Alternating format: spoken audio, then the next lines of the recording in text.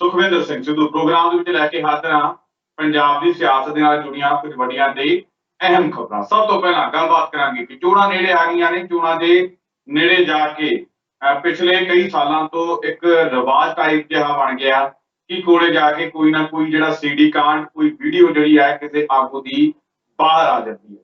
ਚਾਹੇ ਉਹ ਸੁੱਚਾ ਸਿੰਘ ਲੰਗਾਹ ਦੀ ਗੱਲ ਹੋਵੇ, ਚਾਹੇ ਉਹ ਕਟਾਰੀਆ ਦੀ ਗੱਲ ਹੋਵੇ, ਚਾਹੇ ਉਹ ਹੋਰ ਬਹੁਤ ਸਾਰੇ ਆਗੂਆਂ ਦੀ ਜਿਹੜੀ ਸੀਡੀ ਕਾਂਡ ਜਿਹੜੇ ਆਉਂਦੇ ਰਹੇ ਆ ਪਿਛਲੀਆਂ ਚੋਣਾਂ ਦੇ ਦੌਰਾਨ। ਤਾਂ ਇੱਕ ਵਾਰ ਫਿਰ ਤੋਂ 2022 ਦੀਆਂ ਵਿਧਾਨ ਸਭਾ ਚੋਣਾਂ ਦੇ ਮੱਦੇਨਜ਼ਰ ਹੁਣ ਖਬਰਾਂ ਆਉਣੀਆਂ ਸ਼ੁਰੂ ਹੋ ਗਈਆਂ ਨੇ ਕਿ ਆਪ ਦੇ ਇੱਕ ਵੱਡੇ ਆਗੂ ਦਾ ਸੀਡੀ ਕਾਂਡ ਜਿਹੜਾ ਬਾਹਰ ਆਉਣ ਵਾਲਾ ਹੈ। ਦੱਸਿਆ ਜਾ ਰਿਹਾ ਕਿ ਪੰਜਾਬ ਦੇ 2 ਸ਼ਹਿਰਾਂ ਦੇ ਵਿੱਚ ਜਿਹੜਾ ਇਹ ਸੀਡੀ ਕਾਂਡ ਬਣਿਆ ਹੈ ਤੇ ਦਿੱਲੀ ਇਹਦੀ ਸੀਡੀ ਜਿਹੜੀ ਹੈ ਕਹਿੰਦੇ ਉਹ ਪਹੁੰਚ ਚੁੱਕੀ ਹੈ। ਕਿੰਨੀ ਕਿ ਸੱਚਾਈ ਹੈ ਇਸ ਖਬਰ ਦੇ ਵਿੱਚ, ਇਸ ਤੇ ਵਿਸਤਾਰਪੂਰਵਕ ਚਰਚਾ ਕਰਾਂਗੇ। ਤਾਂ ਉਸ ਤੋਂ ਬਾਅਦ ਗੱਲਬਾਤ ਕਰਾਂਗੇ ਕੈਪਟਨ ਅਮਰਿੰਦਰ ਸਿੰਘ ਦੇ ਬਾਰੇ। ਕੈਪਟਨ ਅਮਰਿੰਦਰ ਸਿੰਘ ਦੇ ਵੱਲੋਂ ਨਵਜੋਤ ਸਿੰਘ ਸਿੱਧੂ ਦੇ ਖੇਮੇ ਦੇ ਵਿਧਾਇਕਾਂ ਤੇ ਮੰਤਰੀਆਂ ਦੇ ਨਾਲ ਮੁਲਾਕਾਤ ਕੀਤੀ ਗਈ ਹੈ ਕੱਲ। ਲੰਬੀ ਮੁਲਾਕਾਤ, ਕੌਣ ਕੌਣ ਇਸ ਮੀਟਿੰਗ ਦੇ ਵਿੱਚ ਪਹੁੰਚਿਆ ਤੇ ਕੀ ਕੁਝ ਗੱਲਾਂ ਬਾਤਾਂ ਹੋਈਆਂ ਇਸ ਮੀਟਿੰਗ ਦੇ ਵਿੱਚ, ਇਹਨਾਂ ਤੇ ਗੱਲਬਾਤ ਕਰਨ ਲਈ ਮੇਰੇ ਨਾਲ ਮੌਜੂਦ ਨੇ ਡਾਕਟਰ ਭੀਮਿੰਦਰ ਸਿੰਘ ਜੀ। ਸਭ ਤੋਂ ਪਹਿਲਾਂ ਸਵਾਗਤ ਕਰਾਂਗੇ, ਫਿਰ ਵਿਸਤਾਰਪੂਰਵਕ ਚਰਚਾ ਕਰਾਂਗੇ। ਸਰ ਸਵਾਗਤ ਹੈ ਜੀ ਪ੍ਰੋਗਰਾਮ ਵਿੱਚ। बहुत बहुत शुक्रिया, मेहरबानी, धन्यवाद सुखविंदर जी। सर किवें देखते हो, कहा जा रहा है कि आप दे एक बड़े आगू का सीडी कांड आया, वो भी पंजाब दे, कि वाकई इस खबर दे विच कुछ सच्चाई है या फिर जिवें पिछले चोणां दे दौरान तां कई सीडियां आ भी गईयां सी ते कई सिर्फ अफवाह ही बन के रह गईयां सी कि ये अफवाह ही। ਸੁਖਵਿੰਦਰ ਜੀ, ਜਿਵੇਂ ਤੁਸੀਂ ਕਿਹਾ ਕਿ ਜਦੋਂ ਚੋਣਾਂ ਨੇੜੇ ਆਉਂਦੀਆਂ ਨੇ ਤਾਂ ਇਸ ਤਰ੍ਹਾਂ ਦੀਆਂ ਘਟਨਾਵਾਂ ਅਕਸਰ ਵਾਪਰਦੀਆਂ ਦਿਖਾਈ ਦਿੰਦੀਆਂ ਨੇ ਸਾਨੂੰ।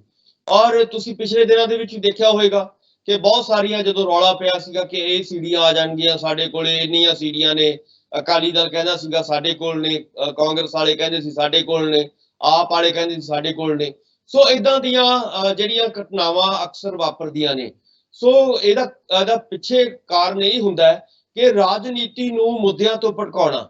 ਇਹਦਾ ਜੇ ਆਪਾਂ ਅਸਲੀ ਮਕਸਦ ਜਦੋਂ ਦੇਖਦੇ ਹਾਂ ਵੱਖ-ਵੱਖ ਪਾਰਟੀਆਂ ਦਾ, ਤਾਂ ਜਿਹੜੀਆਂ ਇਹ ਪਾਰਟੀਆਂ ਨੇ ਇੱਕ ਦੂਜੇ ਦੇ ਉੱਤੇ ਦੂਸ਼ਣਬਾਜ਼ੀ ਕਰਕੇ ਅਸਲ ਜਿਹੜੇ ਮੁੱਦੇ ਨੇ ਪੰਜਾਬ ਦੇ, ਚਾਹੇ ਉਹ ਕਿਸਾਨਾਂ ਦਾ ਮੁੱਦਾ ਹੈ, ਚਾਹੇ ਨੌਜਵਾਨਾਂ ਦਾ ਹੈ, ਚਾਹੇ ਕੋਈ ਹੋਰ ਜਿਹੜੇ ਬੁਨਿਆਦੀ ਮੁੱਦੇ ਨੇ, ਉਹਨਾਂ ਨੂੰ ਹੱਲ ਕਰਨ ਦੀ ਬਜਾਏ ਲੋਕਾਂ ਦਾ ਧਿਆਨ ਇਹਨਾਂ ਸੀੜੀਆਂ ਵੱਲ ਜਾਂ ਇਹਨਾਂ ਅਫਵਾਹਾਂ ਵੱਲ ਲਾ ਕੇ ਉਹ ਭਟਕਾਉਣਾ ਚਾਹੁੰਦੇ ਨੇ। ਔਰ ਆਪਣੇ ਮੁੱਦਿਆਂ ਤੋਂ ਜਿਹੜਾ ਹੈਗਾ ਇਹ ਆਪਣੀ ਜਿਹੜੀ ਜ਼ਿੰਮੇਵਾਰੀ ਹੈ ਪਾਰਟੀਆਂ ਦੀ, ਇਸ ਵੇਲੇ ਜ਼ਿੰਮੇਵਾਰੀ ਤਾਂ ਸਾਰੀਆਂ ਪਾਰਟੀਆਂ ਦੀ ਇਹ ਬਣਦੀ ਹੈ ਕਿ ਕਿਸਾਨਾਂ ਦਾ ਜਿਹੜਾ ਸੰਘਰਸ਼ ਏਡਾ ਵੱਡਾ ਚੱਲ ਰਿਹਾ ਹੈ, ਪੂਰੀ ਦੁਨੀਆ ਦੇ ਵਿੱਚ ਜਿਹੜਾ ਮਤਲਬ ਪ੍ਰਸਿੱਧ ਹੋਇਆ ਹੈ, ਉਸ ਨੂੰ ਕਿਵੇਂ ਅੱਗੇ ਲਿਆਂਦਾ ਜਾਵੇ, ਉਸ ਗੱਲਬਾਤ ਨੂੰ ਸਿਰੇ ਕਿਵੇਂ ਚਾੜਿਆ ਜਾਵੇ। ਜਾਂ ਹੋਰ ਜਿਹੜੇ ਪੰਜਾਬ ਦੇ ਮੁੱਦੇ ਨੇ, ਮੰਨ ਲਓ ਆਪਾਂ ਅੱਜ ਕਹਿ ਸਕਦੇ ਹਾਂ ਕਿ 4.5 ਸਾਲਾਂ ਤੋਂ ਬਾਅਦ ਪੰਜਾਬ ਦੇ ਜਿਹੜੇ ਲਾਰੇ ਲਾ ਕੇ ਕੈਪਟਨ ਸਾਹਿਬ ਬਣੇ ਸੀਗੇ, ਉਹਨਾਂ ਮੁੱਦਿਆਂ ਨੂੰ ਹੱਲ ਕਿਵੇਂ ਕਰਾਉਣਾ ਹੈ। ਉਹਨਾਂ ਨੂੰ ਆਪਾਂ ਨੂੰ ਵੀ ਪਤਾ ਹੈ ਕਿ ਅੱਜ ਕੈਪਟਨ ਸਾਹਿਬ ਜਦੋਂ ਗੱਲਬਾਤ ਕਰਦੇ ਨੇ ਉਹ ਕਹਿੰਦੇ ਨੇ ਕਿ ਮੈਂ 93% ਵਾਅਦੇ ਪੂਰੇ ਕਰਤੇ। ਤਾਂ ਉਹ ਪੁੱਛਣਾ ਚਾਹੀਦਾ ਅੱਜ ਵੱਖ-ਵੱਖ ਪਾਰਟੀਆਂ ਨੂੰ ਕਿ ਉਹ ਕਿਹੜੇ 93% ਵਾਅਦੇ ਨੇ ਜਿਹੜੇ ਪੂਰੇ ਹੋਏ ਨੇ। ਸੋ ਮੇਰਾ ਕਹਿਣ ਦਾ ਮਤਲਬ ਹੈ ਕਿ ਇਸ ਤਰ੍ਹਾਂ ਦੀਆਂ ਜਦੋਂ ਗੱਲਾਂ ਬਾਤਾਂ ਅਫਵਾਹਾਂ ਫੈਲਦੀਆਂ ਨੇ ਤਾਂ ਇਹਨਾਂ ਵਿੱਚੋਂ ਨਿਕਲਦਾ ਕੁਝ ਨਹੀਂ। ਬਾਅਦ ਦੇ ਵਿੱਚ ਲੋਕਾਂ ਨੂੰ ਇਹ ਕਹਿ ਦਿੱਤਾ ਜਾਂਦਾ ਕਿ ਬਹੁਤ ਵੱਡੀ ਘਟਨਾ ਆਉਣ ਵਾਲੇ ਦਿਨਾਂ ਦੇ ਵਿੱਚ ਵਾਪਰੇਗੀ। ਅੱਜ ਜਿਵੇਂ ਤੁਸੀਂ ਪਿਛਲੇ ਦਿਨਾਂ ਦੇ ਵਿੱਚ ਸੁਣਿਆ ਹੋਵੇਗਾ ਕਿ ਅੰਮ੍ਰਿਤਸਰ ਦੇ ਵਿੱਚ ਬੋਰਡ ਲਗਾਏ ਗਏ ਕਿ ਤੁਸੀਂ 7 ਤਰੀਕ ਨੂੰ ਆਪਣੀਆਂ ਬੈਟਰੀਆਂ ਚਾਰਜ ਕਰ ਲਿਓ ਔਰ ਆਪਣੇ ਜਿਹੜੇ ਨੇ ਮੋਬਾਈਲ ਫੋਨ ਤਿਆਰ ਰੱਖਿਓ, ਬਹੁਤ ਪਤਾ ਨਹੀਂ ਕੀ ਹੋਣ ਵਾਲਾ ਹੈ। ਇਸ ਤਰ੍ਹਾਂ ਦੀਆਂ ਸਨਸਨੀਖੇਜ਼ ਜਿਹੜੀਆਂ ਖਬਰਾਂ ਨੇ ਇਹ ਸਿਰਫ ਤੇ ਸਿਰਫ ਲੋਕਾਂ ਦਾ ਧਿਆਨ ਭਟਕਾਉਣ ਦੇ ਲਈ ਮੁੱਦਿਆਂ ਤੋਂ ਹੁੰਦੀਆਂ ਨੇ। ਸੋ ਇਹਨਾਂ ਦੇ ਵਿੱਚੋਂ ਨਿਕਲਦਾ ਕੁਝ ਨਹੀਂ ਹੈ। ਸੋ ਇਸ ਤਰ੍ਹਾਂ ਇਹੀ ਜਿਹੜੀ ਹੁਣ ਅਫਵਾਹ ਫੈਲਾਈ ਜਾ ਰਹੀ ਹੈ, ਇਹਦੇ ਵਿੱਚ ਵੀ ਕੋਈ ਸੰਭਾਵਨਾਵਾਂ ਇਦਾਂ ਦੀਆਂ ਨਜ਼ਰ ਨਹੀਂ ਆਉਣੀਆਂ, ਕਿਉਂਕਿ ਜੇਕਰ ਇਹ ਕੋਈ ਹੁੰਦਾ ਤਾਂ ਉਹਨੂੰ ਇੰਨਾ ਸਮਾਂ ਨਹੀਂ ਲੱਗਦਾ ਕਿ ਪਹਿਲਾਂ ਉਹ ਲੋਕ ਜਿਹੜੇ ਨੇ ਪਹਿਲਾਂ ਸੋਚਣਗੇ, ਫਿਰ ਉਹ ਦਿੱਲੀ ਸੀਡੀਆਂ ਨੂੰ ਪਹੁੰਚਾਉਣਗੇ, ਦਿੱਲੀ ਵਾਲੇ ਫਿਰ ਉਹਨਾਂ ਨੂੰ ਰਿਲੀਜ਼ ਕਰਨਗੇ। ਇਦਾਂ ਕਦੇ ਵੀ ਨਹੀਂ ਹੁੰਦਾ। ਜਿਹੜੀ ਵੀ ਚੀਜ਼ ਆਉਂਦੀ ਹੈ ਤਾਂ ਉਹ ਇੱਕਦਮ ਹੀ ਆਉਂਦੀ ਹੈ। ਜੇ ਕਿਸੇ ਕੋਲ ਸਬੂਤ ਹੁੰਦਾ ਤਾਂ ਲਾਜ਼ਮੀ ਤੌਰ ਤੇ ਉਸ ਸਬੂਤ ਜੇ ਕੋਈ ਹੈਗਾ ਤਾਂ ਉਹ ਸਿੱਧਾ ਹੋਣਾ ਚਾਹੀਦਾ। ਉਹਦੇ ਲਈ ਸਨਸਨੀਖੇਜ਼ ਖਬਰਾਂ ਜਿਹੜੀਆਂ ਨੇ ਇਦਾਂ ਨਹੀਂ ਫੈਲਾਉਣੀਆਂ ਚਾਹੀਦੀਆਂ। ਸਗੋਂ ਮੈਂ ਤਾਂ ਇਹੀ ਕਹਾਂਗਾ ਕਿ ਵੱਖ-ਵੱਖ ਪਾਰਟੀਆਂ ਨੂੰ ਕਹਿੰਦੇ ਕਿਆਸਾਂ ਇਹ ਵੀ ਲਾਈਆਂ ਜਾ ਰਹੀਆਂ ਨੇ, ਕਹਿੰਦੇ ਕਿ ਆਮ ਆਦਮੀ ਪਾਰਟੀ ਦੇ ਵੱਡੇ ਆਗੂਆਂ ਦੇ ਵੱਲੋਂ ਹੋ ਸਕਦਾ ਕਹਿੰਦੇ ਕਿ ਆਪ ਵੀ ਇਹ ਸੀਡੀ ਕਾਂਡ ਕਰਵਾਇਆ ਗਿਆ ਹੋਵੇ, ਕਿਉਂਕਿ ਜਿਸ ਆਗੂ ਦਾ ਇਹ ਸੀਡੀ ਕਾਂਡ ਦੱਸਿਆ ਜਾ ਰਿਹਾ, ਕਿਹਾ ਜਾ ਰਿਹਾ ਕਿ ਉਹ ਵੀ ਜਿਹੜਾ ਮੁੱਖ ਮੰਤਰੀ ਉਮੀਦਵਾਰ ਦਾ ਦਾਅਵੇਦਾਰ ਹੈ, ਕਹਿੰਦੇ ਹੋ ਸਕਦਾ ਕਿ ਉਹਨੂੰ ਮੁੱਖ ਮੰਤਰੀ ਦੇ ਦਾਅਵੇਦਾਰੀ ਤੋਂ ਪਿੱਛੋਂ ਕਰਨ ਦੇ ਲਈ ਜਿਹੜੀ ਇਹ ਸੀਡੀ ਕਾਂਡ ਜਾਣਬੁੱਝ ਕੇ ਆਪ ਹੀ ਕਰਵਾ ਦਿੱਤਾ ਗਿਆ ਹੋਵੇ, ਇਹੋ ਜਿਹੀ ਵੀ ਗੱਲ ਹੋ ਸਕਦੀ ਹੈ ਜਾਂ ਫਿਰ ਹੈ ਹੀ? ਹਾਂ ਸੁਖਵਿੰਦਰ ਜੀ, ਜਿਹੜਾ ਵੀ ਇਹ ਬੰਦਾ, ਜਿਹੜੀ ਵੀ ਧਿਰ, ਜਿਹੜੀ ਵੀ ਪਾਰਟੀ ਇਹ ਗੱਲ ਕਰਦੀ ਹੈ, ਤਾਂ ਉਹਨੂੰ ਪਹਿਲੀ ਗੱਲ ਤਾਂ ਕਿ ਇਹ ਕਿਸ ਚੀਜ਼ ਦਾ ਇੰਤਜ਼ਾਰ ਕਿਹਦਾ ਕਰ ਰਹੀ ਹੈ, ਉਹ ਕਿ ਕਦੋਂ ਇਹ ਮਤਲਬ ਜੇ ਕੋਈ ਉਹਨਾਂ ਕੋਲ ਸਬੂਤ ਹੈ ਤਾਂ ਪੇਸ਼ ਕਰ ਦੇਵੇ। ਲੋਕਾਂ ਦੀ ਕਚਹਿਰੀ ਜਿਹੜੀ ਹੁੰਦੀ ਹੈ ਉਹ ਸਭ ਤੋਂ ਇੰਪੋਰਟੈਂਟ ਹੁੰਦੀ ਹੈ। ਨਾ ਕੋਈ ਪਾਰਟੀ ਵੱਡੀ ਹੈ, ਨਾ ਕੋਈ ਧਿਰ ਵੱਡੀ ਹੈ, ਨਾ ਕੋਈ ਬੰਦਾ ਵੱਡਾ ਹੈ। ਸਭ ਤੋਂ ਵੱਡੇ ਜਿਹੜੇ ਲੋਕ ਨੇ, ਜੇ ਤੁਹਾਡੇ ਕੋਲੇ ਕੋਈ ਸਬੂਤ ਹੈਗਾ, ਤੁਸੀਂ ਸਿੱਧਾ ਕਹੋ ਕਿ ਭਾਈ ਸਾਡੇ ਕੋਲੇ ਆਹ ਸਬੂਤ ਹੈ ਇਸ ਬੰਦੇ ਦੇ ਬਾਰੇ ਜਾਂ ਇਸ ਪਾਰਟੀ ਦੇ ਬਾਰੇ, ਆਹ ਅਸੀਂ ਪੇਸ਼ ਕਰ ਰਹੇ ਹਾਂ। ਸੋ ਇਸ ਕਰਕੇ ਇਹ ਗੱਲ ਕਹਿਣੀ ਕਿ ਅਸੀਂ ਫਲਾਣੇ ਦਿਨ ਪੇਸ਼ ਕਰਾਂਗੇ, ਅੱਗੇ ਜਾ ਕੇ ਰੱਖਾਂਗੇ ਉਹਨਾਂ ਦੇ, ਔਰ ਇਦਾਂ ਲੋਕਾਂ ਨੂੰ ਜਿਹੜਾ ਹੈਗਾ ਭੜਕਾਉਣ ਦੀਆਂ ਕੋਸ਼ਿਸ਼ਾਂ ਜਿਹੜੀਆਂ ਨੇ ਇਹ ਨਹੀਂ ਹੋਣੀਆਂ ਚਾਹੀਦੀਆਂ। ਜੇ ਕਿਸੇ ਕੋਲੇ ਕਿਸੇ ਵੀ ਬਾਰੇ, ਮੈਂ ਨਹੀਂ ਕਹਿੰਦਾ ਕਿ ਇੱਕ ਬੰਦੇ ਬਾਰੇ, ਕਿਸੇ ਵੀ ਲੀਡਰ ਬਾਰੇ ਕੋਈ ਵੀ ਜਿਹੜੇ ਕੋਈ ਸਬੂਤ ਹੈਗੇ ਨੇ ਤਾਂ ਉਹ ਸਾਹਮਣੇ ਲਿਆਉਣੇ ਚਾਹੀਦੇ ਨੇ, ਔਰ ਦੁੱਧ ਦਾ ਦੁੱਧ, ਪਾਣੀ ਦਾ ਪਾਣੀ ਕਰਨਾ ਚਾਹੀਦਾ। ਇਹਦੇ ਵਿੱਚ ਕੋਈ ਦੋ ਰਾਵਾਂ ਹੈ ਨਹੀਂ, ਸੋਚਣ ਦੀਆਂ ਗੱਲਾਂ ਹੋਣੀਆਂ ਨਹੀਂ ਚਾਹੀਦੀਆਂ। ਸੋ ਮੇਰਾ ਕਹਿਣ ਦਾ ਮਤਲਬ ਹੈ ਕਿ ਇੱਕ ਸਨਸਨੀਖੇਜ਼ ਜਿਹੜੀਆਂ ਖਬਰਾਂ ਮੀਡੀਆ ਦੇ ਵਿੱਚ ਫੈਲਾਈਆਂ ਜਾਂਦੀਆਂ ਨੇ ਉਹ ਇੱਕ ਮਤਲਬ ਖਤਰਨਾਕ ਗੇਮ ਹੈ। ਔਰ ਸਿਰਫ ਕਾਰਨ ਕੀ ਹੈ? ਸਿਰਫ ਮੁੱਦਿਆਂ ਤੋਂ ਲੋਕਾਂ ਨੂੰ ਭਟਕਾਉਣਾ। ਅਸਲੀ ਮੁੱਦੇ ਇਸ ਵੇਲੇ ਪੰਜਾਬ ਦੇ ਕੀ ਨੇ? ਕੀ ਸੀਡੀਆਂ ਨੂੰ ਪੇਸ਼ ਕਰਨਾ ਮੁੱਦਾ ਹੈ, ਜਾਂ ਪੰਜਾਬ ਦੇ ਨੌਜਵਾਨ ਰੁਲ ਰਹੇ ਨੇ ਸੜਕਾਂ ਤੇ, ਜਾਂ ਪੰਜਾਬ ਦੇ ਬੇਰੁਜ਼ਗਾਰ ਇਸ ਵੇਲੇ ਸੜਕਾਂ ਤੇ ਰੁਲ ਰਹੇ ਨੇ, ਡਾਕਟਰਸ ਰੁਲ ਰਹੇ ਨੇ, ਨਰਸਾਂ ਸਾਡੀਆਂ ਰੁਲ ਰਹੀਆਂ ਨੇ, ਕਿਸਾਨ ਸਾਡੇ, ਆਪਾਂ ਨੂੰ ਵੀ ਪਤਾ ਹੈ ਕਿ ਕਰਨਾਲ ਦੇ ਵਿੱਚ ਕੱਲ ਜਿਸ ਕਿਸਮ ਦੇ ਨਾਲ ਉਹਨਾਂ ਦੇ ਉੱਤੇ ਵਿਛਾੜਾਂ ਪਾਣੀ ਦੀਆਂ ਸੁੱਟੀਆਂ ਗਈਆਂ, ਔਰ ਅੱਜ ਵੀ ਜਿਹੜੇ ਨੇ ਸਾਰੀ ਰਾਤ ਉਹ ਮਤਲਬ ਬੈਠੇ ਰਹੇ ਨੇ। ਇਹ ਮੁੱਦੇ ਸਾਡੇ ਜਿਹੜੇ, ਮੈਨੂੰ ਲੱਗਦਾ ਕਿ ਪੋਲੀਟੀਕਲ ਪਾਰਟੀਆਂ ਨੂੰ ਇਹਨਾਂ ਮੁੱਦਿਆਂ ਦੇ ਉੱਤੇ ਜਿਹੜੀ ਹੈਗੀ ਹੈ ਗੱਲ ਕਰਨੀ ਚਾਹੀਦੀ ਹੈ, ਨਾ ਕਿ ਨਿੱਜੀ ਜਿਹੜੀਆਂ ਰੰਜਿਸ਼ਾਂ ਨੇ, ਨਿੱਜੀ ਜਿਹੜੀ ਦੂਸ਼ਣਬਾਜ਼ੀ ਹੈ ਉਹ ਪੈਦਾ ਕਰਕੇ ਮਤਲਬ ਇੱਕ ਦੂਜੇ ਨੂੰ ਮਤਲਬ ਭਟਕਾਉਣਾ ਔਰ ਮੁੱਦਿਆਂ ਦੇ ਉੱਤੋਂ ਪਰੇ ਕਰਨ ਦੀ ਜਿਹੜੀ ਕੋਸ਼ਿਸ਼ ਹੈ ਇਹ ਨਹੀਂ ਹੋਣੀ ਚਾਹੀਦੀ। ਸੁਖਿੰਦਰ ਜੀ, ਆਪਾਂ ਜੇਕਰ ਅਗਲੀ ਖਬਰ ਦੀ ਆਪਾਂ ਗੱਲਬਾਤ ਕਰੀਏ, ਹੁਣ ਕਹਿੰਦੇ ਕੱਲ ਕੈਪਟਨ ਅਮਰਿੰਦਰ ਸਿੰਘ ਦੇ ਵੱਲੋਂ ਸਿੱਧੂ ਖੇਮੇ ਦੇ ਵਿਧਾਇਕਾਂ ਤੇ ਮੰਤਰੀਆਂ ਦੇ ਨਾਲ ਗੱਲਬਾਤ ਜਿਹੜੀ ਕੀਤੀ ਗਈ ਹੈ, ਮੀਟਿੰਗ ਕੀਤੀ ਗਈ ਹੈ, ਕਿਵੇਂ ਦੇਖਦੇ ਹੋ ਇਹ ਮੀਟਿੰਗ ਜਿਹੜੀ ਕਿਵੇਂ ਰਹੀ ਹੈ ਤੇ ਕੌਣ-ਕੌਣ ਇਸ ਦੇ ਵਿੱਚ ਸ਼ਾਮਲ ਹੋਇਆ ਤੇ ਗੱਲਾਂ ਬਾਤਾਂ ਕੀ ਕੋਈ ਹੋਈਆਂ ਇਸ ਮੀਟਿੰਗ ਦੇ ਵਿੱਚ? ਸੁਖਵਿੰਦਰ ਜੀ ਦੇਖੋ, ਨਵਜੋਤ ਸਿੰਘ ਸਿੱਧੂ ਪਿਛਲੇ ਲੰਬੇ ਸਮੇਂ ਤੋਂ ਜਿਹੜੀ ਜ਼ਿੰਮੇਵਾਰੀ ਉਹਨਾਂ ਨੂੰ ਸੌਂਪੀ ਗਈ ਸੀ ਪ੍ਰਧਾਨਗੀ ਦੀ, ਉਸ ਜ਼ਿੰਮੇਵਾਰੀ ਨੂੰ ਨਿਭਾਉਣ ਦੇ ਲਈ ਉਹਨਾਂ ਨੇ ਪੂਰੀ ਤਨਦੇਹੀ ਦੇ ਨਾਲ ਆਪਣਾ ਕਾਰਜ ਕਰ ਰਹੇ ਨੇ ਉਹ। ਔਰ ਉਹਦੇ ਵਿੱਚ ਕੀ ਹੈ ਕਿ ਬੁਨਿਆਦੀ ਗੱਲ ਕੀ ਹੈ ਉਹਨਾਂ ਦੀ ਜਿਹੜੀ ਜ਼ਿੰਮੇਵਾਰੀ ਦੀ, ਉਹ ਹੈ ਕਿ ਆਪਣਾ ਜਥੇਬੰਦਕ ਢਾਂਚੇ ਨੂੰ ਪਹਿਲਾਂ ਰਿਵਾਈਵ ਕਰਨਾ। ਆਪਾਂ ਪਿਛਲੇ ਪ੍ਰੋਗਰਾਮਾਂ ਦੇ ਵਿੱਚ ਵੀ ਇਹੀ ਗੱਲਬਾਤ ਕਰ ਰਹੇ ਹਾਂ ਕਿ ਜਿਹੜੀਆਂ ਕੈਪਟਨ ਅਮਰਿੰਦਰ ਸਿੰਘ ਹੋਰਾਂ ਦੀਆਂ ਮੀਟਿੰਗਾਂ ਚੱਲ ਰਹੀਆਂ ਜਾਂ ਹੋਰ ਧੜਿਆਂ ਦੀਆਂ ਮੀਟਿੰਗਾਂ ਚੱਲ ਰਹੀਆਂ ਨੇ, ਉਹ ਆਪਣੀ ਸਿਆਸੀ ਜ਼ਮੀਨ ਨੂੰ ਬਚਾਉਣ ਦੇ ਲਈ ਤੇ ਆਪਣੇ ਸਿਆਸੀ ਕੁਰਸੀਆਂ ਜਿਹੜੀਆਂ ਬਚਾਉਣ ਦੇ ਲਈ ਉਹ ਮੀਟਿੰਗਾਂ ਹੋ ਰਹੀਆਂ ਨੇ। ਦੂਜੇ ਪਾਸੇ ਸਿੱਧੂ ਜਿਹੜੀਆਂ ਮੀਟਿੰਗਾਂ ਕਰ ਰਹੇ ਨੇ ਉਹ ਪੂਰਨ ਤਰੀਕੇ ਦੇ ਨਾਲ ਜ਼ੋਰ ਲਗਾ ਰਹੇ ਨੇ ਕਿ ਪਾਰਟੀ ਦਾ ਜਥੇਬੰਦਕ ਢਾਂਚਾ ਜਿਹੜਾ ਕਿਸ ਤਰੀਕੇ ਦੇ ਨਾਲ ਤਿਆਰ ਕਰਨਾ, ਇਸ ਤਰੀਕੇ ਦਾ ਤਿਆਰ ਹੋਣਾ ਚਾਹੀਦਾ ਹੈ ਕਿ ਪਾਰਟੀ ਨੂੰ 2022 ਦੇ ਵਿੱਚ ਜਿੱਤ ਦਿਵਾਈ ਜਾ ਸਕੇ। ਤੇ ਨਾਲ ਹੀ ਨਾਲ ਉਹ ਇਸ ਗੱਲ ਤੇ ਵੀ ਜ਼ੋਰ ਦੇ ਰਹੇ ਨੇ ਕਿ ਸਰਕਾਰ ਨੂੰ ਜਿਹੜੇ ਲੋਕਾਂ ਦੇ ਨਾਲ ਵਾਅਦੇ ਕੀਤੇ ਹੋਏ ਆ ਉਹ ਤੇ ਪ੍ਰੈਸ਼ਰ ਆਪਣੀ ਸਰਕਾਰ ਤੇ ਕਿਵੇਂ ਪਾਇਆ ਜਾਵੇ ਤੇ ਵਾਅਦੇ ਪੂਰੇ ਕਿਵੇਂ ਕਰਵਾਏ ਜਾਣ, ਇਸ ਗੱਲ ਤੇ ਜ਼ੋਰ ਦਿੱਤਾ ਪਿਆ। ਆਪਾਂ ਪਿਛਲੇ ਦਿਨ ਹੀ ਵੇਖ ਕੇ ਕਹਿੰਦੇ ਰਹੇ। ਬਿਲਕੁਲ ਬਿਲਕੁਲ। ਸੋ ਇਸ ਕਰਕੇ ਉਹ ਆਪਣੀ ਪਹਿਲੀ ਗੱਲ ਤਾਂ ਉਹ ਆਪਣੀ ਜ਼ਿੰਮੇਵਾਰੀ ਨੂੰ ਨਿਭਾ ਰਹੇ ਨੇ, ਔਰ ਉਸ ਜ਼ਿੰਮੇਵਾਰੀ ਨੂੰ ਨਿਭਾਉਂਦੇ ਆ ਉਹਨਾਂ ਦੀ ਇੱਕ ਜਿਹੜੀ ਵੱਡੀ ਜ਼ਿੰਮੇਵਾਰੀ ਹੋਰ ਬਣਦੀ ਹੈ, ਮੈਨੂੰ ਲੱਗਦਾ ਕਿ ਉਹ ਵੀ ਨਵਜੋਤ ਸਿੰਘ ਸਿੱਧੂ ਨੂੰ ਸ਼ੁਰੂਆਤ ਉਹਦੀ ਵੀ ਕਰ ਦੇਣੀ ਚਾਹੀਦੀ ਹੈ।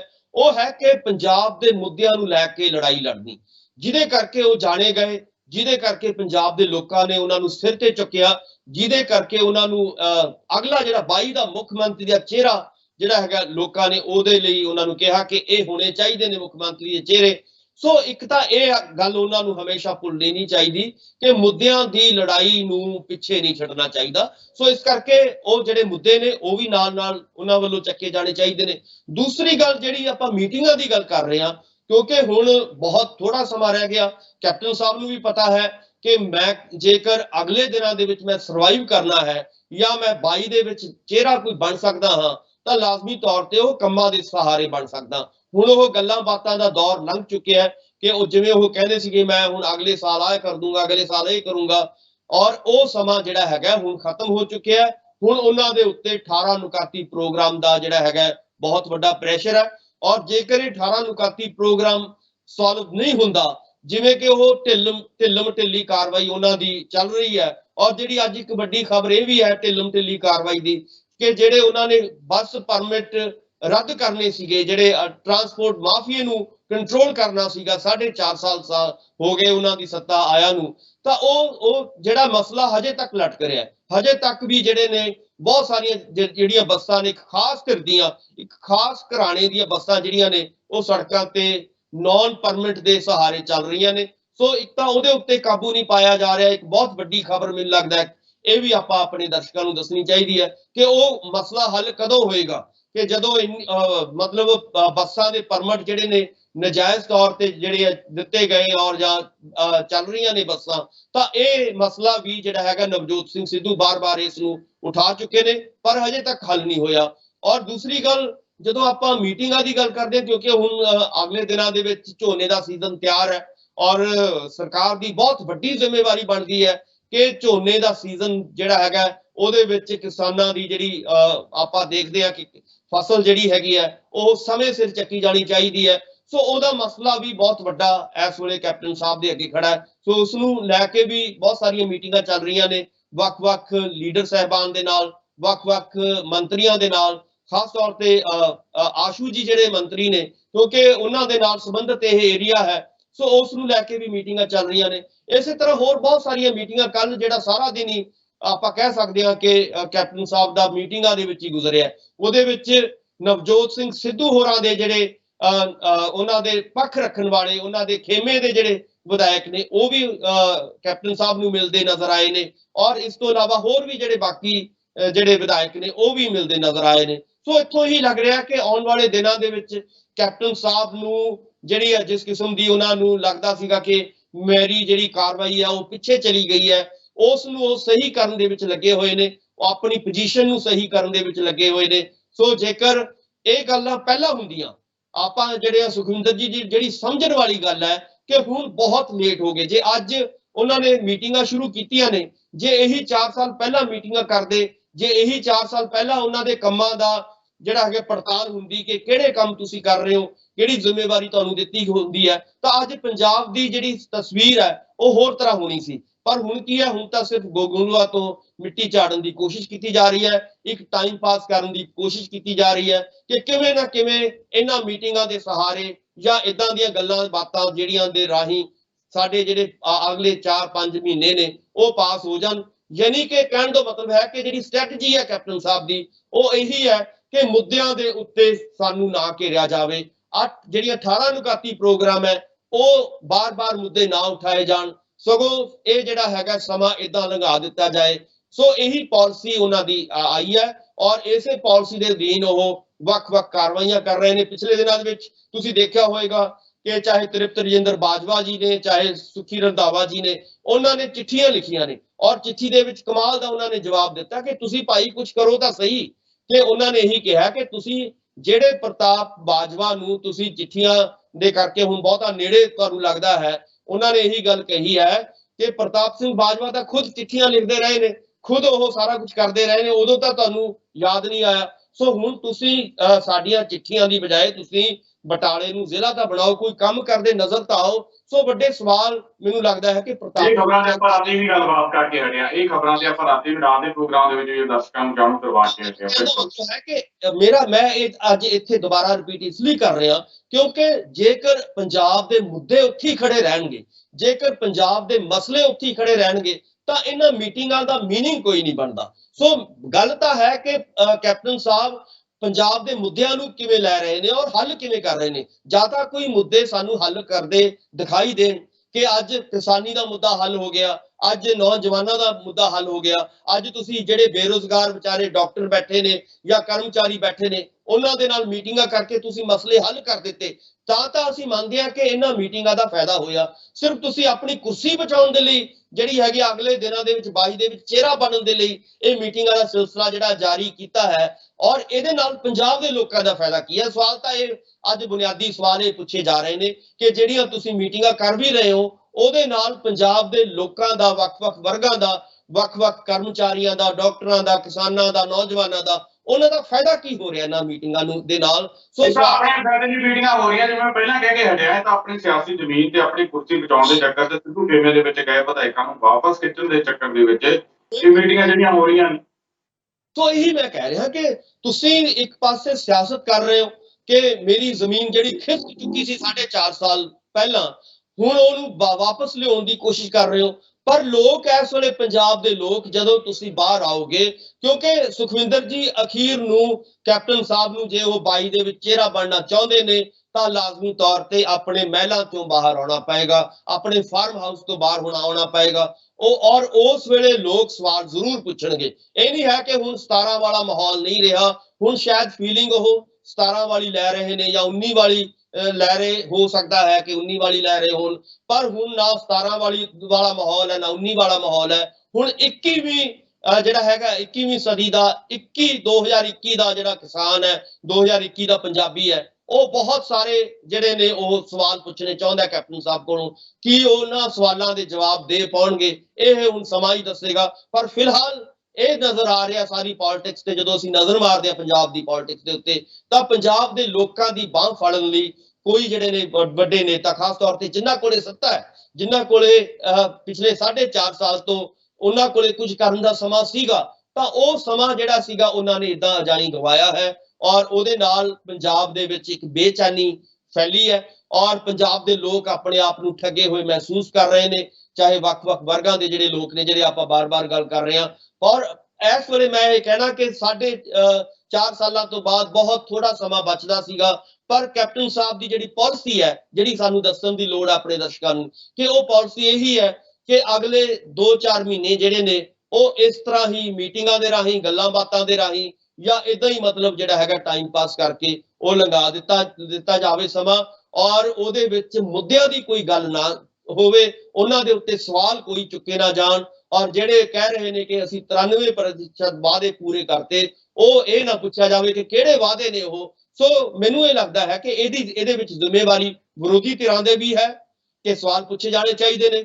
ਔਰ ਖਾਸ ਤੌਰ ਤੇ ਜੇ ਆਪਾਂ ਗੱਲ ਕਰੀਏ ਨਵਜੋਤ ਸਿੰਘ ਸਿੱਧੂ ਹੋਰਾਂ ਨੂੰ ਬਾਰ-ਬਾਰ ਮੈਂ ਇਹੀ ਯਾਦ ਕਰਾਵਾਂਗਾ ਕਿ ਉਹਨਾਂ ਦੀ ਜ਼ਿੰਮੇਵਾਰੀ, ਜਿਸ ਮਕਸਦ ਲਈ ਉਹਨਾਂ ਨੂੰ ਜਾਣਿਆ ਜਾਂਦਾ ਹੈ, ਜਿਸ ਕਰਕੇ ਉਹਨਾਂ ਦੀ ਇੱਕ ਵੱਡੀ ਛਵੀ ਬਣੀ ਹੈ ਪੰਜਾਬ ਦੇ ਵਿੱਚ, ਕਿ ਉਹਨਾਂ ਨੇ 4.5 ਸਾਲ ਤੋਂ ਮੁੱਦੇ ਚੁੱਕੇ ਨੇ ਔਰ ਮੁੱਦੇ ਨੂੰ ਹੱਲ ਕਰਾਉਣ ਦੀ ਕੋਸ਼ਿਸ਼ ਕੀਤੀ ਹੈ, ਇੱਕ ਬਲੂਪ੍ਰਿੰਟ ਤਿਆਰ ਕੀਤਾ ਹੈ, ਪਲੈਨਿੰਗ ਤਿਆਰ ਕੀਤੀ ਹੈ। ਉਹ ਪਲੈਨਿੰਗ ਦੇ ਅਨੁਸਾਰ ਜਿਹੜਾ ਪੰਜਾਬ ਨੂੰ ਉਹ ਬਦਲਣਾ ਚਾਹੁੰਦੇ ਨੇ, ਪੰਜਾਬ ਦੇ ਵਿੱਚ ਉਹ ਆਪ ਲਾਗੂ ਕਰਨੀਆਂ ਚਾਹੁੰਦੇ ਨੇ ਆਪਣੀਆਂ ਪਾਲਿਸੀਆਂ ਨੂੰ, ਤਾਂ ਲਾਜ਼ਮੀ ਤੌਰ ਤੇ ਉਹਨਾਂ ਨੂੰ ਅੱਗੇ ਆਉਣਾ ਪਏਗਾ। ਜੇਕਰ ਉਹ ਇਦਾਂ ਹੀ ਇੱਕ ਢਾਂਚਾ ਤਿਆਰ ਵੀ ਹੋ ਜਾਂਦਾ, ਆਪਾਂ ਇਹਨੂੰ ਜਦੋਂ ਦੂਜੇ ਪਾਸੇ ਦੇਖਦੇ ਹਾਂ, ਜੇਕਰ ਤੁਹਾਡੇ ਕੋਲੇ ਮੁੱਦੇ ਨਹੀਂ ਹੈਗੇ, ਜੇਕਰ ਤੁਹਾਡੇ ਉੱਤੋਂ ਲੋਕਾਂ ਦਾ ਭਰੋਸਾ ਉੱਠ ਗਿਆ, ਤਾਂ ਇਹ ਢਾਂਚਾ ਵੀ ਕਿਸੇ ਕੰਮ ਨਹੀਂ ਆਏਗਾ। ਸੋ ਢਾਂਚੇ ਦਾ ਮਕਸਦ ਤਾਂ ਹੀ ਹੈ, ਜਥੇਬੰਦਕ ਢਾਂਚੇ ਦਾ ਬਣਾਉਣ ਦਾ ਫਾਇਦਾ ਤਾਂ ਹੀ ਹੋਏਗਾ ਜੇਕਰ ਪੰਜਾਬ ਦੇ ਲੋਕਾਂ ਦੇ ਵਿੱਚ ਤੁਸੀਂ ਭਰੋਸਾ ਪੈਦਾ ਕਰੋਗੇ। ਔਰ ਉਧਰ ਦੂਜੇ ਪਾਸੇ ਨਵਜੋਤ ਸਿੰਘ ਸਿੱਧੂ ਜਿਹੜੇ ਆ ਰਜਿੰਦਰ ਕੌਰ ਭੱਠਲ ਨੂੰ ਵੀ ਜਾ ਕੇ ਮਿਲੇ ਨੇ। ਕੀ ਲੱਗਦਾ ਹੈ ਕਿ ਰਜਿੰਦਰ ਕੌਰ ਭੱਠਲ ਨੂੰ ਮਿਲਣ ਦਾ ਕੀ ਮਤਲਬ ਹੋ ਸਕਦਾ ਹੈ? ਕਿਉਂਕਿ ਕਿਹਾ ਜਾ ਰਿਹਾ ਹੈ ਕਿ ਨਵਜੋਤ ਸਿੰਘ ਸਿੱਧੂ ਨੇ ਸਿਫਾਰਸ਼ਾਂ ਦੀ ਮੰਗ ਕੀਤੀ ਹੈ ਕਿ ਭਾਈ ਜੇ ਤੁਸੀਂ ਜਿਹੜੇ ਵਿਧਾਇਕ ਨੇ, ਮੰਤਰੀ ਨੇ, ਉਹ ਆਪਣੇ ਸਿਫਾਰਸ਼ਾਂ ਭੇਜਣ ਤੇ ਫਿਰ ਉਹਨਾਂ ਦੇ ਵਿੱਚੋਂ ਬਾਇਓਡਾਟਾ ਚੈੱਕ ਕੀਤਾ ਜਾਊਗਾ, ਜਿਹੜਾ ਮੈਰਿਟ ਦੇ ਆਧਾਰ ਤੇ ਜਿਹੜੇ ਅਹੁਦੇ ਦਿੱਤੇ ਜਾਣਗੇ, ਤਾਂ ਕੀ ਹੋ ਸਕਦਾ ਹੈ? ਜਿਸ ਤਰੀਕੇ ਦੀ ਸਿੱਧੂ ਦੀ ਬੈਠਕ ਹੋਈ ਹੈ, ਕਿਹਾ ਤਾਂ ਇਹ ਜਾ ਰਿਹਾ ਕਿ ਕੁਝ ਤਬੀਅਤ ਠੀਕ ਨਹੀਂ ਸੀ ਰਜਿੰਦਰ ਕੌਰ ਭੱਠਲ ਦੀ, ਜਿਹਦੇ ਕਰਕੇ ਮੁਲਾਕਾਤ ਨਵਜੋਤ ਸਿੰਘ ਸਿੱਧੂ ਦੀ ਉਹਨਾਂ ਨਾਲ ਹੋਈ ਹੈ। ਪਰ ਇਹ ਵੀ ਅੰਦਾਜ਼ੇ ਲਗਾਏ ਜਾ ਰਹੇ ਨੇ ਕਿ ਹੋ ਸਕਦਾ ਹੈ ਕਿ ਜਥੇਬੰਦਕ ਢਾਂਚੇ ਦੇ ਵਿੱਚ ਬੀਬੀ ਰਜਿੰਦਰ ਕੌਰ ਭੱਠਲ ਨੂੰ ਵੀ ਕੋਈ ਵੱਡਾ ਅਹੁਦਾ ਦਿੱਤਾ ਜਾਵੇ। ਸੁਖਵਿੰਦਰ ਜੀ ਦੇਖੋ, ਬੀਬੀ ਰਜਿੰਦਰ ਕੌਰ ਭੱਠਲ ਜੀ ਪੰਜਾਬ ਦੀ ਕਾਂਗਰਸ ਦੇ ਵੱਡੇ ਲੀਡਰ ਨੇ। ਉਹ ਮੁੱਖ ਮੰਤਰੀ ਰਹੇ, ਉਪ ਮੁੱਖ ਮੰਤਰੀ ਰਹੇ, ਔਰ ਹੁਣ ਤੱਕ ਮੈਨੂੰ ਲੱਗਦਾ ਹੈ ਕਿ ਜਦੋਂ ਆਪਾਂ ਉਹਨਾਂ ਦਾ ਜੀਵਨ ਵੇਖਦੇ ਹਾਂ ਤਾਂ ਲਾਜ਼ਮੀ ਤੌਰ ਤੇ ਉਹਨਾਂ ਦਾ ਜੀਵਨ ਕਾਂਗਰਸ ਨੂੰ ਸਮਰਪਿਤ ਰਿਹਾ, ਕਾਂਗਰਸ ਦੀਆਂ ਪਾਲਿਸੀਆਂ ਨੂੰ ਸਮਰਪਿਤ ਰਿਹਾ। ਸੋ ਇਸ ਕਰਕੇ ਪਿਛਲੇ ਦਿਨਾਂ ਦੇ ਵਿੱਚ ਤੁਸੀਂ ਦੇਖਿਆ ਹੋਵੇਗਾ ਕਿ ਕੈਪਟਨ ਸਾਹਿਬ ਵੀ ਉਹਨਾਂ ਦੇ ਘਰ ਬਕਾਇਦਾ ਤੌਰ ਤੇ ਉਹਨਾਂ ਨੂੰ ਮਿਲਣ ਲਈ ਗਏ ਸੀਗੇ।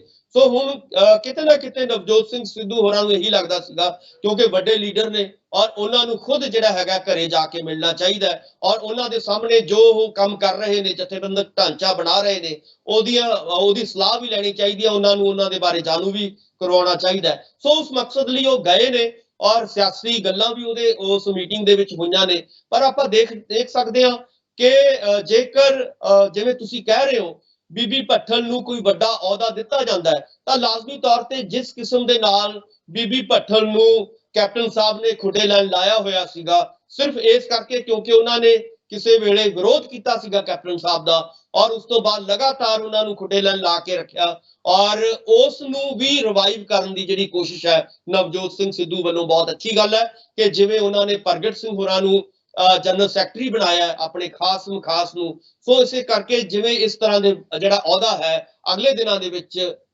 ਬੀਬੀ ਭੱਠਲ ਨੂੰ ਦਿੱਤਾ ਜਾ ਸਕਦਾ ਹੈ। ਸੋ ਇੱਕ ਵਧੀਆ ਗੱਲ ਹੈ ਕਿ ਆਪਣੇ ਤੁਸੀਂ ਜਦੋਂ ਇਦਾਂ ਦੇ ਜਿਹੜੇ ਟਕਸਾਲੀ ਲੀਡਰ ਨੇ ਉਹਨਾਂ ਨੂੰ ਅੱਗੇ ਲੈ ਕੇ ਆਓਗੇ, ਉਹਨਾਂ ਨੂੰ ਇੱਜ਼ਤ ਮਾਣ ਦਓਗੇ, ਤਾਂ ਉਹਦੇ ਨਾਲ ਪਾਰਟੀ ਨੂੰ ਬਲ ਮਿਲਦਾ ਹੈ, ਪਾਰਟੀ ਜਿਹੜੀ ਹੈਗੀ ਮਜ਼ਬੂਤ ਹੁੰਦੀ ਹੈ। ਖਾਸ ਤੌਰ ਤੇ ਜਿਹੜੇ ਇਦਾਂ ਦੇ ਪੁਰਾਣੇ ਲੀਡਰ ਨੇ ਉਹਨਾਂ ਦੀਆਂ ਜਿਹੜੀਆਂ ਉਹਨਾਂ ਦਾ ਹੋਸ਼ ਹੈ, ਉਹਨਾਂ ਦੀਆਂ ਜਿਹੜੀਆਂ ਸਫਲਤਾਵਾਂ ਨੇ ਉਹਨਾਂ ਤੋਂ ਫਾਇਦਾ ਲੈ ਕੇ ਤੁਸੀਂ ਜਿਹੜਾ ਹੈਗਾ ਉਹਨਾਂ ਨੂੰ ਅੱਗੇ ਲਿਆ ਕੇ ਬਹੁਤ ਸਾਰਾ ਜਿਹੜਾ ਹੈਗਾ ਕਾਂਗਰਸ ਦਾ ਜਾਂ ਪਾਰਟੀ ਦਾ ਤੁਸੀਂ ਜਿਹੜਾ ਹੈਗਾ ਉਹਨਾਂ ਨੂੰ ਜਥੇਬੰਦਕ ਢਾਂਚੇ ਦੇ ਵਿੱਚ ਫਿੱਟ ਕਰ ਸਕਦੇ ਹੋ, ਔਰ ਉਹਦੇ ਨਾਲ ਬਹੁਤ ਫਾਇਦਾ ਜਿਹੜਾ ਹੈਗਾ ਵਰਕਰਾਂ ਨੂੰ ਔਰ ਵਿਧਾਇਕਾਂ ਨੂੰ ਜਾਂ ਪੂਰੀ ਪਾਰਟੀ ਨੂੰ ਹੋਣ ਦੀਆਂ ਸੰਭਾਵਨਾਵਾਂ ਜ਼ਿਆਦਾ ਨਜ਼ਰ ਆ ਰਹੀਆਂ ਨੇ। ਸੁਖਵਿੰਦਰ ਜੀ ਡਾਕਟਰ ਸਾਹਿਬ ਜੀ ਸਾਡੇ ਪ੍ਰੋਗਰਾਮ ਦੇ ਵਿੱਚ ਜੁੜੇ, ਤੁਹਾਡਾ ਬਹੁਤ ਬਹੁਤ ਧੰਨਵਾਦ। ਬਹੁਤ ਸ਼ੁਕਰੀਆ, ਮਿਹਰਬਾਨੀ, ਧੰਨਵਾਦ। ਰਾਈਟ ਸਨ ਡਾਕਟਰ ਭੀਮਿੰਦਰ ਸਿੰਘ ਜੀ, ਜਿਨ੍ਹਾਂ ਦੇ ਵੱਲੋਂ ਅਹਿਮ ਖਬਰਾਂ ਦੇ ਉੱਪਰ ਸਾਡੇ ਨਾਲ ਗੱਲਬਾਤ ਕੀਤੀ ਗਈ ਹੈ, ਵਿਚਾਰ ਚਰਚਾ ਕੀਤੀ ਗਈ ਹੈ। ਉਮੀਦ ਕਰਦੇ ਹਾਂ ਕਿ ਡਾਕਟਰ ਸਾਹਿਬ ਦੇ ਨਾਲ ਕੀਤੀ ਵਿਚਾਰ ਚਰਚਾ ਤੁਹਾਨੂੰ ਜ਼ਰੂਰ ਪਸੰਦ ਆਈ ਹੋਵੇਗੀ। ਦੁਬਾਰਾ ਫਿਰ ਮਿਲਾਂਗੇ ਇਸ ਪ੍ਰੋਗਰਾਮ ਦੇ ਵਿੱਚ, ਤਦ ਤੱਕ ਲਈ ਦਿਓ ਇਜਾਜ਼ਤ। ਧੰਨਵਾਦ।